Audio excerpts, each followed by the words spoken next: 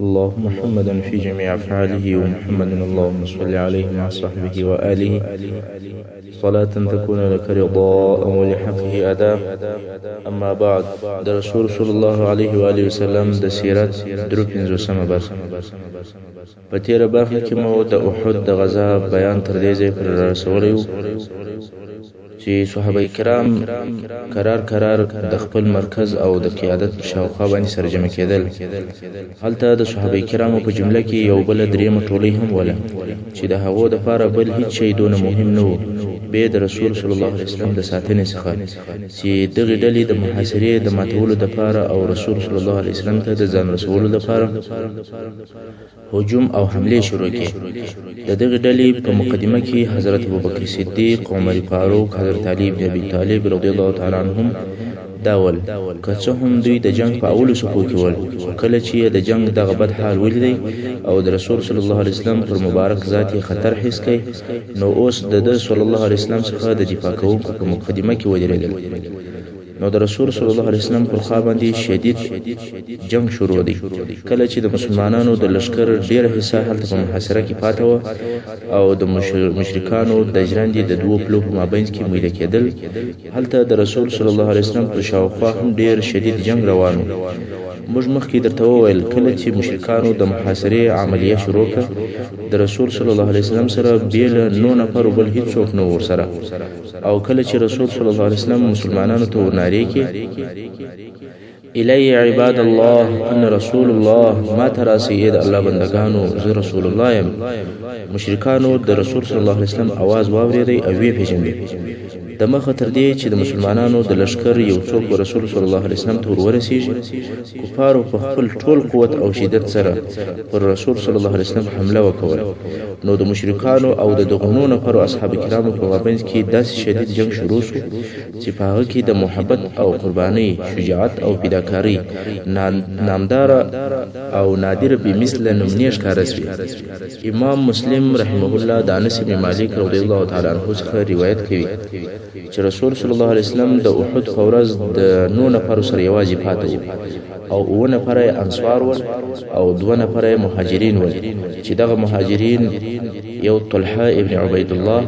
او بل سعد ابن ابي وقاص رضی الله تعالی عنهما و. کله چې کفار د رسول صلی الله علیه وسلم د وجلو دپاره ورنږدې سول، رسول صلی الله علیه وسلم وفرمایل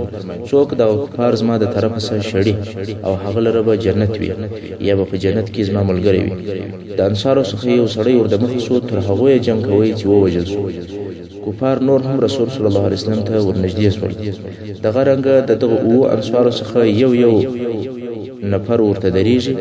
تر هغو پر جنګ ورسره کوي چې څو وژل کېږي. رسول صلی الله علیه وسلم خپل مهاجر ملګرو ته وویل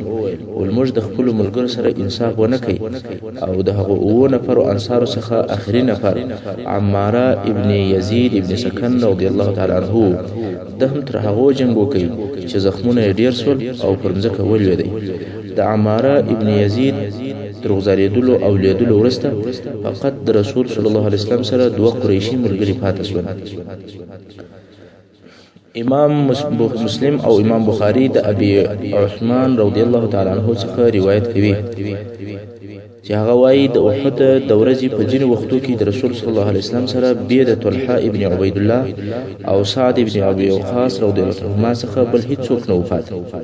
دغه نو نسبت د رسول صلی الله علیه وسلم ژوند ته هغه ډیر سخت وخت او ساعت دی او د کفارو دپاره یو طلایي چانس و چې په لاس ورغلی و.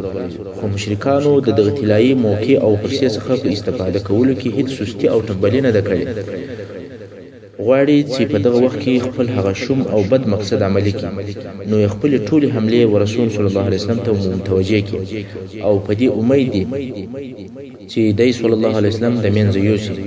په دغه وخت کې عتبه ابن ابي وقاص چې د سعد ابن ابي وقاص ورور دی او مشرک دی، رسول صلی الله علیه وسلم په ډبره وویشتی او ډبره د رسول صلی الله علیه وسلم پر مخ باندې ومشتله. د رسول صلی الله علیه وسلم د دې وشتلو په سبب باندې د راسته طرف پکښه تزامه کې هغه غاښ ووتی او هغه غاښ مات شو چې په عربي کې رباعیه ورته ویل کېږي او رباعیه هغه غاښ دی چې د نیش او د میخ د دوو جوړو غاښو په مابینځ کې دی او د رسول صلی الله علیه وسلم لاندې شونډه زخمی شوه. په دغه وخت کې عبد الله ابن شهاب زهري کافر چې دا هم لوی مشرک و رسول صلی الله علیه وسلم ته ورده مخ شو او پر تندي باندې زخمی کړي یا زموږ په اصطلاح باندې سر مبارک ورمات کړي. د بل طرفه سه یو بل حاسد او عنید د اسپور عبد الله ابن قمعه ملعون دا راتیر شو او تورې پورته ک پر رسول صلی الله علیه وسلم یې واره وکړ. تورې په ډیر شدت او په قوت سره د رسول صلی الله علیه وسلم پر اوجه باندې ومشتله. څنګه چې رسول صلی الله علیه وسلم د ویز غری یو پر بل سربیر اغوستي نو د تورې واره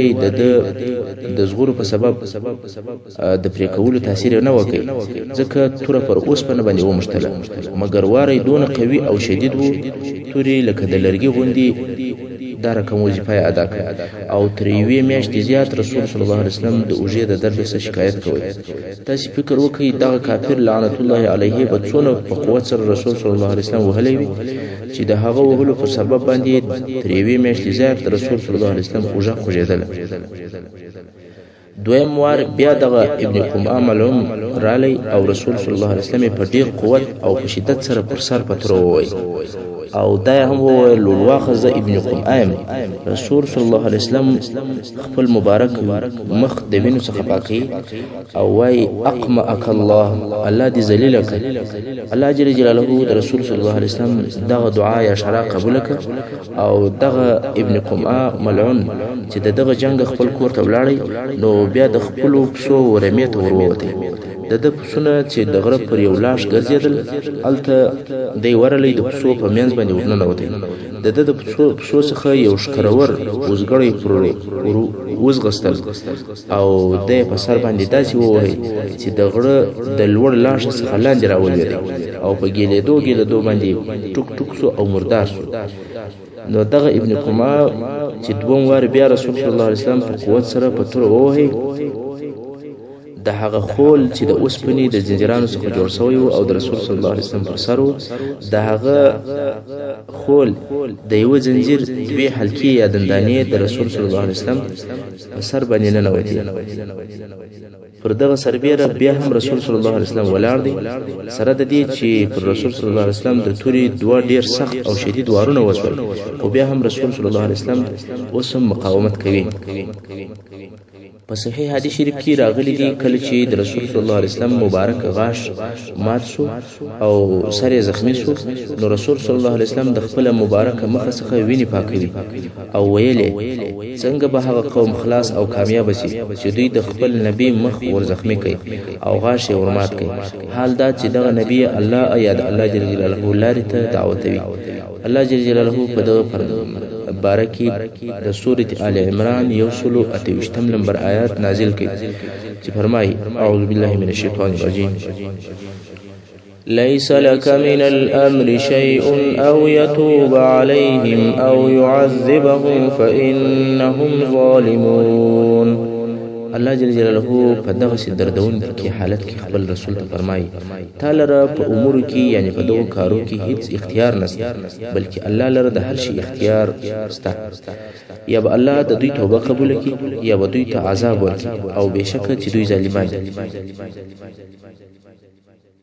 په حق سره مشرکان د خپل وحشت او د بربریت په سبب سره د دې وړ او لایق ول چې رسول صلی الله علیه وسلم شرع ورته کړی و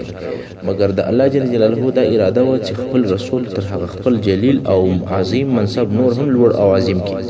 او د خپل رسول صلی الله علیه وسلم د شو اخلاقو یو ډیر لوړ او شاندار نمونه قائم کړي او ټول دنیا ته دا وښکاره کړي چې ټول بشریت کې دغه سید المرسلین صبر او تحمل حلم او عفو ته وګوري چې مشرکان پر د صلی الله علیه وسلم ظلم او تجاوز کوي او د صلی الله علیه وسلم هغه ته یو شرع هم نه کوي یوازې هغه الهي اوامر عملي کوي کم چې د صلی الله علیه وسلم ته نازل شوی دی او د په امر شوی لکه دعوت او جهاد او داسې نور کارونه او انجام د دې ټولو کارو و الله تسباري په هغه کې چې هر حکمت او مصلحت د الله وي هغه بکیږي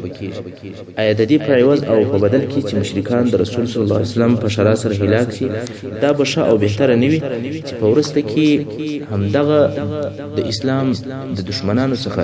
د اسلام محافظین او د رسول صلی الله علیه وسلم میانان او فداکاران عسكر جوړ شي لکه همداسې چې وسول هغه د کفارو مشهوره مشرکان او مشهوره مشران چې اوس رسول صلی الله علیه وسلم غوښتل چې شرع ورته وکړي څه موده وروسته الله جل جلاله دوی ټول د اسلام په فداکار لشکر کې شامل کړل او اسلام یې راوړ مقصد دا چې په دغه الهي جمله کې چې الله وفرمایل ليس لك من الامر شيء دا رسول صلی الله علیه وسلم ته تنبیه ورکړل شو چې بنده لره اختیار نشته او نه د بنده علم پر ټول شانو باندې راګرځي الله جل جلاله د هر شي اراده چې وکړي هغه کوي که څه هم کافران ستاسو دشمنان دي او پر تاسو ظلم کوي خو که الله جل جلاله اراده وفرمایي هغه کافران به سم لارې تراولي او که بیا د عذاب اراده وسو بیا عذاب ورکړي او بیا رسول صلی الله علیه وسلم وفرمایل الهي ازما قوم ته مغفرت او بخښنه وکړي دوی به علم او ناپوه دي په بل روایت کې راغلي دي چې وی فرمایل الهي ازما قوم ته هدایت وکړي دوی ناپوه دي خیر بیرته بخپل کیسې ته راشو په دې کې هیڅ شک نشته چې د مشرکانو هدف او مقصد دا و چې د رسول صلی الله علیه وسلم ژوند پای ته ورسوي مګر هغه دوه مهاجر قریشو چې سعد ابن ابي وقاص او طلحه ابن عبید الله په پوره قهرمانی او په لوړ همت او شجاعت سره داسې به مثال جنگ کوي چې مشرکانو ته د دوی هدف ته د رسیدلو لار قربان کړي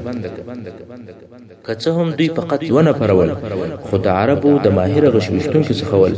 د رسول صلی الله علیه وسلم سره داسې دفاع کوله چې مشرکان یې دې ته مجبور کړل چې د رسول صلی الله علیه وسلم څخه لیري شي سعد ابن ابي وقاص رضی الله تعالی عنه چې پرش کاری او ماهر غشوشتونکو و رسول صلی الله علیه وسلم د غشو د جعبې څخه غشي ورته راایستای او ورته ویل به چې ولا یا سعد فداک ابي و امي زما مور او پلار دې ته قربان دغه جمله چې فداک ابي و امي یا بي ابي و امي دا په پخوانی فصیح عربي کې خورا ډیر استعمال دی چې د لفظ ترجمه یې داسې د زما مور او پلار دې ته قربان وي مګر د استعمال ځای او د استعمال مقصد به داو کبه یو څوک چاته ډیر ګران او معزز او محترم سو نو هغه ته به دغه جمله ویله او همیشه به مور پلار دواړه په یو جمله کې نه سره یو ځای کېدل بلکې په ډیر وختو کې به داسې وایي کېدل چې فداک ابي یا بي ابي نو دا چې رسول صلی الله علیه وسلم مور او پلار دواړه سره یو ځای کړل دا پر ډیر ګرانش او د سعد رضی الله پر ډیر استعداد او پر مهارت باندې دلالت کوي سعد رضی الله په ورسته کې په دغه جمله سره ډیر فخر کوي او ویل به په والله رسول الله صلی الله علیه وسلم خپل مور او پلار دواړه هیڅ چاته نه دي سره یو ځای کړی چې ورته وایي بي ابي و امي بیل ما څخه یو ماته وویل چې زما مور پلار دې ته قربان او هر چی طلحه ابن عبید الله د هغه په باره کې امام نسائی رحمه الله د جابر رضی الله عنه څخه د رسول صلی الله علیه وسلم پر شاوخوا د مشرکانو راټولېدل او دا چې د رسول صلی الله علیه وسلم سره څونه پر انصارو دا خبره روایتي چې جابر رضی الله عنه وايي مشرکانو او رسول صلی الله علیه وسلم ته ځانونه ورسول رسول صلی الله علیه وسلم وفرمایل څوک دغه قوم دفاع کوي طلحه رضی الله عنه ویل زه بیا جابر رضی الله عنه وایي چې انصار او مشرکان ته ځانونه ورمخ کړل خو انصار یو په بل پسې په هغه ترتیب ووجل شول چې مخکې مو د امام مسلم په روایت کې درته بیان کړ کله چې انصار ټول شهیدان شول نو طلحه رضی الله عنه ورمخ شو او جابر رضی الله عنه وایي چې بیا نو طلحه د یوې ټولۍ په مثال باندې جنگ کوي ترڅو چې پلاس کې تور ولګیدل او پلاس باندې په تور وولسو او ګوتې پریس وی او بیا الله جل جلاله مشرکان پر شاکر حاکم په اقلیل کتاب کې وایي چې طلحه ابن عبید الله د احد په ورځ نه دیر شي 15 ځای زخمی شو او دوی ګوتې هم پریس وی امام بخاری د قیس ابن ابي حازم رضی الله تعالی عنہ څخه روایت کوي چې وایي ما د طلحه هغه شل لاس ولیدي چې په هغه لاس سره د احد په ورځ د رسول صلی الله علیه وسلم څخه دفاع کوله او یا رسول صلی الله علیه وسلم فساتي. امام ترمذی روایت کوي چې رسول صلی الله علیه وسلم د احد په ورځ د طلحه په باره کې وفرمایل که څوک غواړي چې داسې شهید ته وګوري چې د مځکې پر مخ باندې ګرځي نو د طلحه ابن عبید الله ته وګوري. ابو داود طیالسی د عائشه رضی الله عنها څخه روایت کوي چې دې مبارکي په فرمایل هر کله چې به د احد ورځ یاد شوه ابو بکر صدیق رضی الله عنه وویل دغه ورځ ټوله د طلحه ورځ وه. په دې بارک وخت کې او دغه د تکلیف په ساعت کې الله جل جلاله د غیب څخه خپل نصرت هم نازل کړي. امام بخاری او امام مسلم رحمهم الله د سعد ابن ابي وقاص رضی الله عنه څخه روایت کوي چې وایي د احد په ورځ می رسول صلی الله علیه وسلم ولیدي چې دوه نفر ورسره ول چې سپین کالي اغوستي ول او د صلی الله علیه وسلم د دفاع لپاره ډیر شدید جنگ کوي چې دغه دوه نفر مې نه د مخ لیدلی ول او نه مې بیا په ورسته کې ولیدل. او په یو روایت کې راغلی دی چې دغه دوه نفر جبرائیل او میکائیل علیهم السلام ول. دغه ټول واقعي یعنی د رسول صلی الله علیه وسلم زخمی کېدل او د صلی الله علیه وسلم سره د ولاړو انصارو شهادت دغه ټول په څو لحظو کې پیښ شول چې هیڅ چا توقع نه کوله. کنه د رسول صلی الله علیه وسلم هغه غوره اصحاب چې د جنگ په اولو صفو کې په جنگ کې مشغوله ول فقط د حالاتو د خطرناک کېدلو په لیدلو سره او د رسول صلی الله علیه وسلم د आवाज په اوریدلو سره ډیر ژر د رسول صلی الله علیه وسلم طرف ته په چابکي سره رااله. نه غواړي چې رسول صلی الله علیه وسلم ته داسې شی پیښ شي چې د دوی نه وي خوښ مګر کله چې دوی رسول صلی الله علیه وسلم ته ورسېدل رسول صلی الله علیه وسلم ته هغه څه ورپېښ شوي ول چې ورپېښ شوي ول. نو رسول صلی الله علیه وسلم زخمی دی د انصارو څخه 8 نفر وژل شوي دي او 9 نفر د ډیرو زخمو په سبب د مرګ په حالت کې پروت دي. سعد او طلحه رضی الله تعالی عنهم په همت او په مړانه سره د رسول صلی الله علیه وسلم څخه دفاع کوي. کله چې دغه نور اصحاب کرام ورسېدل په خپل بدنو او په اسلحو سره پر رسول صلی الله علیه وسلم باندې راوګرځېدل داسې زغره یا پنجره غوندي شکل یې جوړ کړ او رسول صلی الله علیه وسلم د دشمن د ضربو څخه په خپل ځانو باندې وساتي. د دشمن حمله او هجوم یې وررد کړ. اول هغه څوک چې رسول صلی الله علیه وسلم ته ځان ورسوي هغه ثانی اسنین هغه چې د هجرت د ورځې د غار ثور ملګری د رسول صلی الله علیه وسلم وو یعنی ابو بکر صدیق رضی الله عنه. ابن حبان په خپل صحیح کتاب کې چې د حدیثو یو معتمد کتاب دی د عائشه رضی الله عنها څخه روایت کوي چې ابو بکر صدیق رضی الله عنه وویل کله چې د احد په ورځ د رسول صلی الله علیه وسلم څخه خلک ولاړل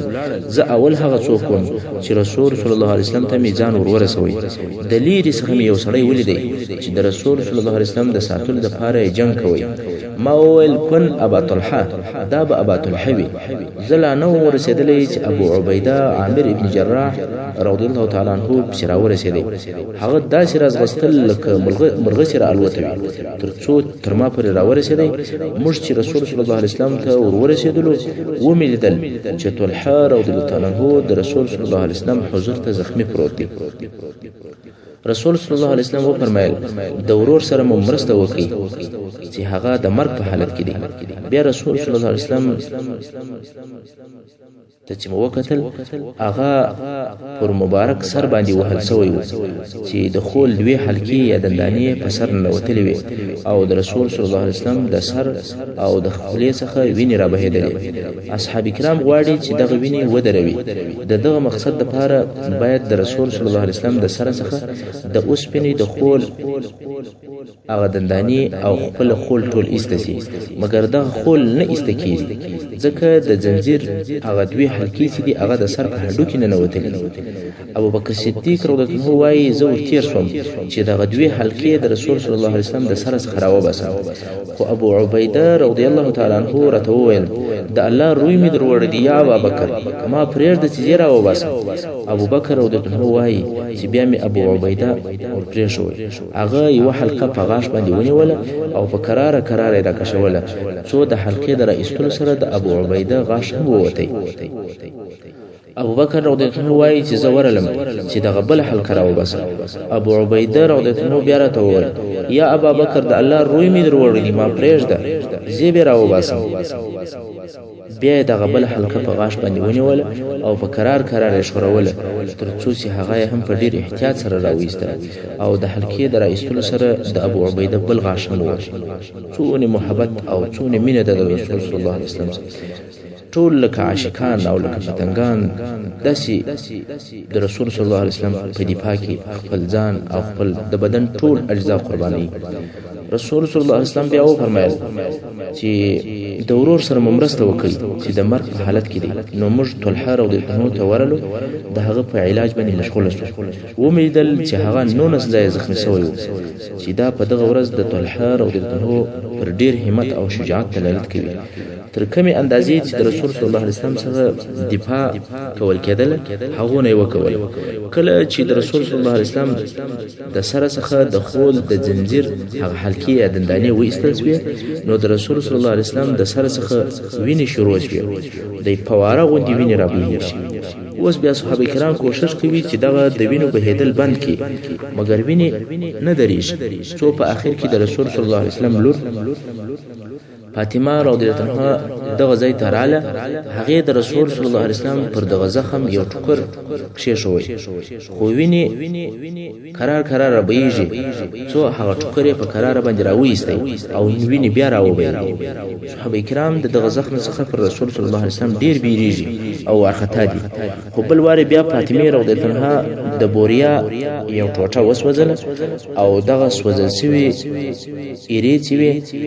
هغه یې پر دغه زخم واچولې او زخم یې په ډک کړي.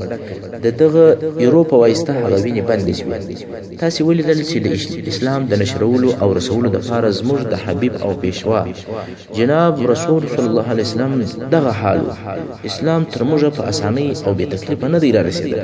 د رسول صلی الله علیه وسلم څخه رانیولې بیا تر اصحاب کرامو پورې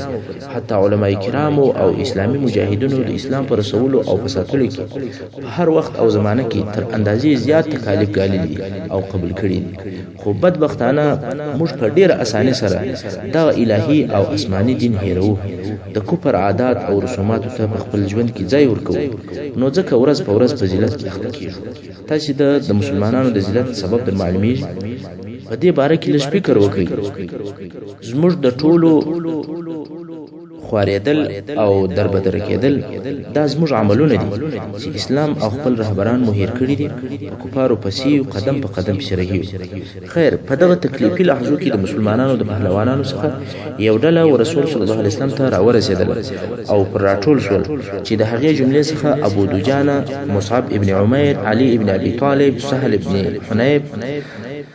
د ابي سعید خدری پلار مالک ابن سنان، ام عماره چې دا ښځه وه او نوم یې نصیبه بنت کعب وه، قداده ابن نعمان، عمر ابن خطاب، حاتب ابن ابي بلتعه، ابو طلحه رضی الله تعالی عنه اجمعین.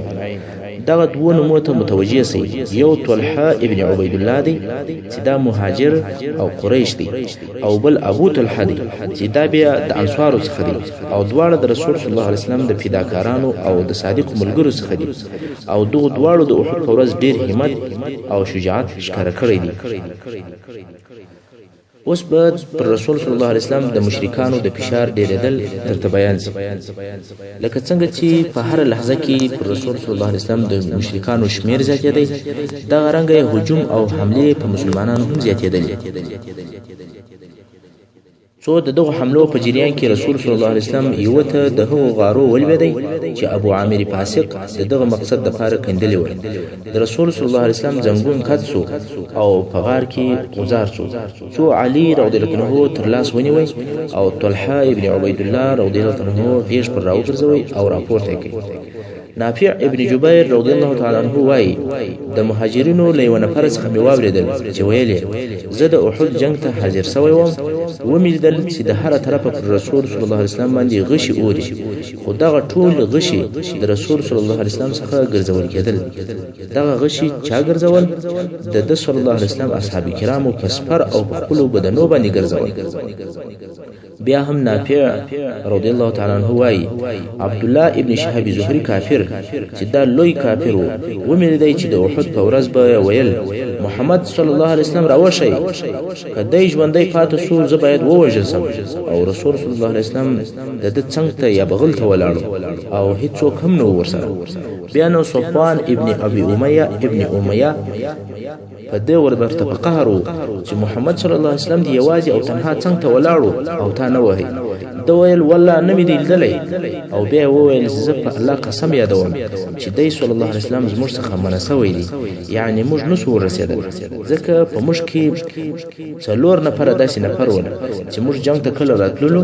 نو په هغه وخت کې مداعهد او وعده سره وکوله چې رسول صلی الله علیه وسلم به وژنو په موږ کې یو ته هم د موقع نه سو برابر او یو هم دا کار نه وکوي چې رسول صلی الله علیه وسلم پر وجلو دی قدرت پیدا کړي د احد په ورځ د مسلمانانو عجیبه او نادره قهرماني داسې نادر قهرماني ښکارا کې چې په تاریخ کې یې مثل نه لیدل کېږي کله چې کفار د اصحاب کرامو د سختو حملو او د قوي دفاع په سبب شاته ولاړل او د تورو وارونه رسول صلی الله علیه وسلم ته نو رسیدل نو د هغه لري ځای سره رسول صلی الله علیه وسلم د غشو وارونه شروع او په غشو یې ولي ابو طلحه الانصاري رضی الله تعالی عنه هم دشمنان په غشي وشتل او رسول صلی الله علیه وسلم د تر شا ولاړو ابو طلحه رضی الله عنه خپل ځان د رسول صلی الله علیه وسلم د پاره سپر او دیوال کوي خپل ځان او خپل جګر به د دې د پاره لوړ کوي چې رسول صلی الله علیه وسلم د دشمن د غش څخه وساتل شي انس رضی الله عنه وايي کله چې د احد په ورځ خلکو شکست وخوړی او خلک د رسول صلی الله علیه وسلم څخه ولاړل ابو طلحه او رسول صلی الله علیه وسلم سره ولاړل او ابو طلحه د رسول صلی الله علیه وسلم مخ ته ولاړو او د صلی الله علیه وسلم خپل سپر او په جګر سره د دشمن د غش څخه ساتي ابو طلحه چې په غشو وشتلو کې ډیر ښکاری او ماهر وو او لیندې په ډیر قوت سره کشول په دغه ورځ دوی یا درې لیندې مات کې هر څوک چې په دغه منطقه کې تیرېدی او غشي به ورسره ول رسول صلی الله علیه وسلم به ورته ویل غشي دی ابو طلحه ته کښېږده انس رضی الله تعالی عنه وايي رسول صلی الله علیه وسلم به ابو طلحه تر شا ورپورته سو په غشي پسې به قتل چې چیرې او پر چا مشلي ابو طلحه رضی الله عنه ورته ویل بی ابي انت و امي زما مور او پلار دې تر تا قربان وي م پورته کېږه چې د دشمنانو یو غشي به در باندې ومشلي زما ژوند دې ستا تر ژوند قربان وي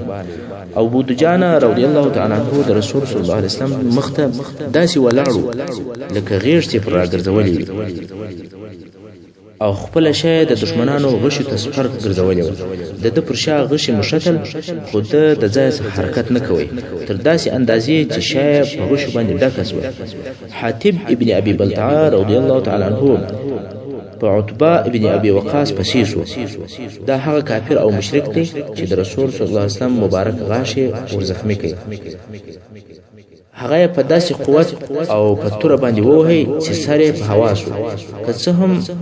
سعد ابن ابي وقاص چې دغه عتبه ابن ابي وقاص ورور دی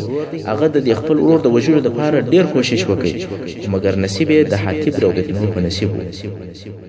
او مرګ د حاتب رضی الله عنه د توري د لاس څخه سهل ابن حنيف رضی الله عنه چې یو مشهور غشي وشتونکی و د رسول صلی الله علیه وسلم سره پر مرګ بیعت وکړ او بیا د مشرکانو په شړلو او په لری کولو کې کامیاب حصہ واخیسته رسول صلی الله علیه وسلم په دغه ورځ خپل هم په غشي وشتل کول قداته ابن نعمان رضی الله عنه څخه روایت دی چې رسول صلی الله علیه وسلم په خپل لیندې تر هغه وشتل کول چې د لیندې اړخونه یې مات شو او بیا نو دغه مات لیندې د قداته ابن نعمان سره ورسره و او د عمر تر اخره پورې د ځان سره ګرځول د احد په ورځ د عبدالرحمن ابن عوف رضی الله عنه ډیر شدید جنگ وکړ تر داسې اندازې چې په خوله کې ووهل شو او غاښونه یې مات شول. عبدالرحمن ابن عوف رضی الله عنه د احد په ورځ تر 60 ځایه زیات زخمي شو چې ځینې زخمونه یې په پښه کې ول او په هغه پښه باندې ګوډ هم شو. د ابو سعید خدری رضی الله عنه پلار چې مالک ابن سنان د رسول صلی الله علیه وسلم د سر د زخم څخه ویني په خوله باندې وزبېښلې ترڅو چې زخم د وینې څخه ورپاک کړي. یو چا ورته وویل چې دغه وینې توکه. ده وویل یا والله هیڅ کله بیتو نه کړ او بیا ولاړ شو او جنګ یې شروع وکړ. رسول صلی الله علیه وسلم وفرمایل که څوک غواړي چې د جنت د خلکو څخه یو چا ته وګوري نو دغه مالک ابن سنان ته وګوري او بیا شهید ووژل شو. محترم اوریدونکو څنګه چې وخت پای ته رسیږي زموږ پاته برخه د سیرت په راتلونکو حصو کې واورئ. وصلی الله تعالی علی خیر خلقه محمد و آله و اصحابه و اهل بیته اجمعین.